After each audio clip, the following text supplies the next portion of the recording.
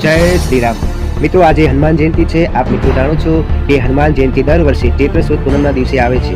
મિત્રો શું તમે જાણો છો કે હનુમાન જયંતિ ચૈત્ર સુદ પૂનમના દિવસે શા માટે આવે છે? તો મિત્રો વિડીયો પૂરે જુઓ। મિત્રો વાત એવી છે કે ચૈત્ર સુદ પૂનમના દિવસે હનુમાનજીનો જન્મ થયો હતો। હનુમાનજીનો જ્યારે જન્મ થયો હતો ત્યારે વાર હતો મંગળવાર। અને મિત્રો આજે જુઓ સંજોગ પણ કેવો છે, સંયોગ પણ સારો થયો છે। આજે મંગળવાર છે અને ચૈત્ર સુદ પૂનમ છે અને આજે હનુમાન જયંતિ છે। મિત્રો આપ સૌને હનુમાન જયંતિની ખૂબ ખૂબ શુભકામના। મિત્રો કહેવાય છે કે હનુમાનજી બાળ બ્રહ્મચારી હતા, તેમ છતાં તેને મકરધ્વજ નામે એક પુત્ર થયો હતો। મિત્રો હનુમાનજી રામ ભક્ત હતા। મિત્રો જ્યારે શ્રી રામ જ્યારે સંકટ સમયમાં હતા, ઘણા કપરા સમયમાં હતા, જ્યારે સીતાજીની શોધ કરવાની હતી ત્યારે હનુમાનજીએ તેમને મદદ કરી હતી। મિત્રો હનુમાનજીએ પ્રભુ શ્રી રામના અગણિત કામ કરેલા છે, ઘણા ઉપકાર કર્યા છે, તેમ છતાં હનુમાનજીને સહેજ પણ અભિમાન નથી, અહંકાર નથી। મિત્રો આ વાતો પરથી મિત્રો આપણે એક શીખ લઈ જઈએ કે આપણી પાસે ગમે એટલા પૈસા હોય, આપણે ગમે એટલા પાવર હોય, ગમે એટલી સત્તા હોય, પદ હોય, પણ મિત્રો ત્યારે તે પદ સત્તા પૈસા કે કોઈ પણ પ્રકારની આપણે સેવા કરવી હોય ત્યારે કોઈ પણ જાતનો અભિમાન ન કરવો જોઈએ અને મિત્રો નિસ્વાર્થ ભાવે મિત્રો સેવા કરવી જોઈએ। તો જ મિત્રો જેમ હનુમાનજીને રામ મળ્યા એવી રીતે મિત્રો આપણે પણ નિસ્વાર્થ ભાવે કોઈની સેવા કરીએ, કોઈની મદદ કરીએ તો ચોક્કસ આપણને પણ એક સમય પ્રભુ મળશે। તો મિત્રો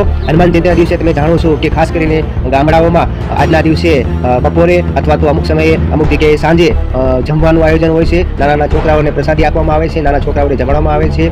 પછી રાત્રે ભજનનો પ્રોગ્રામ હોય છે જેમાં રામ ધૂન, હનુમાનજીના ભજન ધૂન ગવાય છે અને પ્રભુના ગુણગાન ગાઈને લોકો ખૂબ જ ધન્યતા અને આનંદની અનુભૂતિ કરે છે। મિત્રો હનુમાન જયંતિ એક એવું પર્વ છે કે મિત્રો હનુમાન જયંતિ ભારતમાં પણ નહીં, વિદેશમાં પણ બધી જગ્યાએ જેમ કે અમેરિકા, કેનેડા, આફ્રિકા, ન્યુઝીલેન્ડ બધી જગ્યાએ હનુમાન જયંતિ મહોત્સવ ઉજવવામાં આવે છે। તો મિત્રો હનુમાન જયંતિના દિવસે આપ સૌને ખૂબ ખૂબ શુભકામના। મિત્રો હું આશા રાખું છું કે હનુમાનજી જયંતિ વિશે મેં તમને જે કંઈ વાત કરી તે વાતથી આપણને ઘણું શીખવા મળ્યું છે। મિત્રો આપ પણ હનુમાન જયંતિને સાથે તમે આજે ખાસ કરીને હનુમાન જયંતિ દિવસે જ્યારે સાંજે તમે જ્યારે પગે લાગવા જાઓ છો ભગવાનને ત્યારે ખાસ કરીને આજના દિવસે આકડાની માળા તમે ચડાવો, પછી તેલ, પછી અડદના દાણા, તો ખૂબ જ તમને એનો ફાયદો થાય છે અને દાદા તમારી બધી મનોકામના પૂરી કરે છે। મિત્રો હનુમાન જયંતિના દિવસે આપ સૌ તંદુરસ્ત નિરોગી રહો, આપ સૌના મનોકામના હનુમાનજી દાદા પૂરી કરે તેવી સૌને પ્રાર્થના। જય સીતારામ, જય બજરંગબલી અને સૌને હનુમાન જયંતિની ખૂબ ખૂબ શુભકામના। જય સીતારામ, જય શ્રી રામ, જય હનુમાનજી મહારાજ।